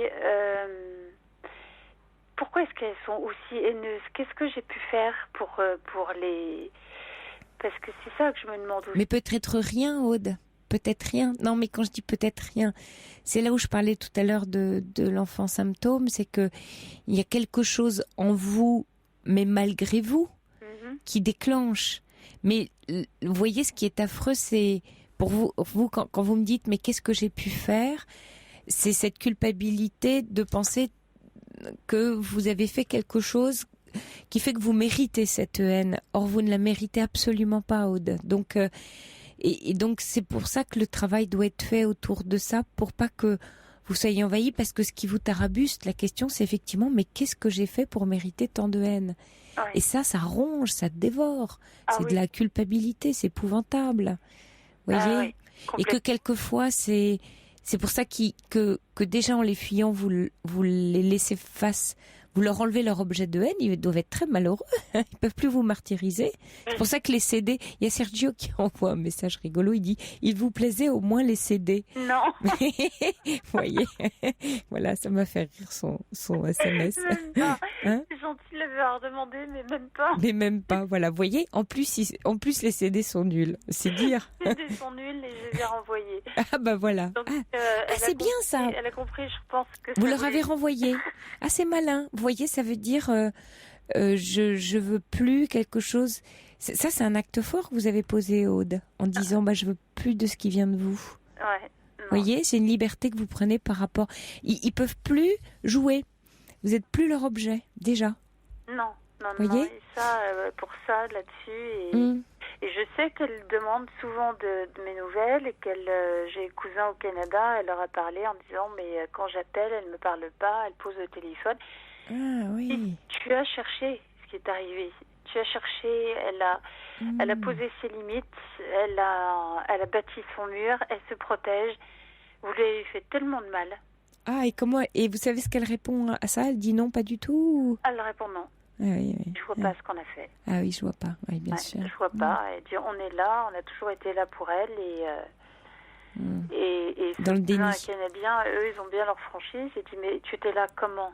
Comme une sœur ou comme autre chose? Et elle n'a pas répondu. Ah, ouais, pas c'est répondu intéressant non plus. comme question. Et c'est là où elle a acheté les 3 CD. Elle dit, c'est pour Aude. Et elle dit, oui, elle adore le country, elle adore tout ça. Et elle dit, oui, mais est-ce qu'elle va l'aimer de toi? Là est la question. Et quand il a su que j'avais rendu, et bon, il n'a rien dit, mais je l'ai eu au téléphone, il m'a dit, ça ne m'a pas étonné que tu as rendu.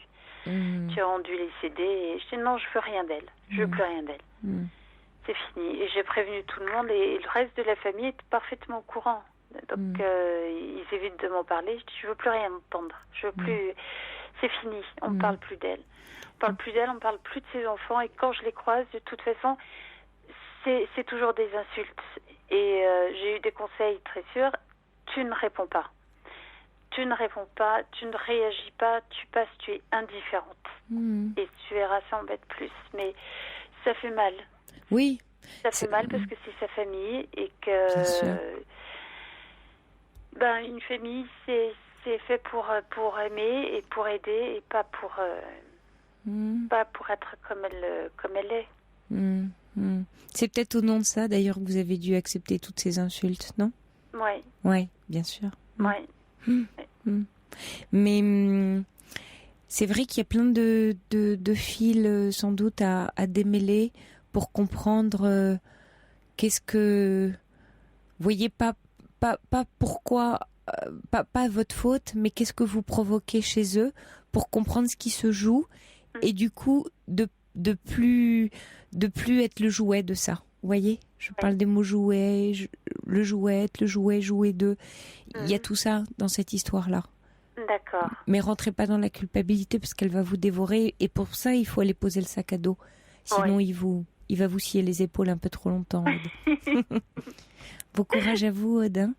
Oui. Et belle année 2012 alors. À vous aussi, et puis à tous vos éditeurs. Oui, merci. Aude. Merci. Au revoir, Sophie. Au revoir. Et puis voilà, on arrive au terme de notre émission et de cette semaine que j'ai eu la joie et le plaisir de passer en votre compagnie. Avant de vous quitter, je vais essayer de n'oublier personne, mais de vous remercier pour vos très très nombreux messages d'amitié, de chaleur, de vœux à toute l'équipe de la Libre Antenne. Alors merci à Emmanuel, à Rachel, à Monica, à Tinou, Michette, Hermione, Patou le routier, Sébastien, Jean-Louis. Merci à Olivier le patrouilleur, à Lydia, Poupig, à Nicole pour vos vœux. Je voulais également saluer Nadège, une fidèle de l'émission, qui nous a envoyé un très joli mail que j'avais envie de partager avec vous parce qu'elle dit « Je n'aime pas souhaiter la bonne année car je sais que les jours qui suivent le 31 portent les mêmes joies ou douleurs que ceux qui les précèdent. » Donc je trouvais ça très joli. C'est vrai que souvent on se dit ce 31 qui va changer notre vie et quelquefois le premier, pas grand chose à changer, mais c'est le chemin qui compte, voilà. Et Nadège qui avait, comme elle dit très joliment, bêtement pas le moral ce soir et qui pense à tous ceux qui sont seuls. Oui, il y a des soirs comme ça où on a bêtement pas le moral. Et puis un message de Lydia aussi qui veut nous envoyer par les ondes un immense soleil, un pont entre tous les cœurs en peine ce soir. Merci également à Violaine pour ses messages. Merci à Chaudron de la Barque de nous avoir éclairé avec sa jolie barque, ses voiles pleines de vent, gonflées par de l'espoir.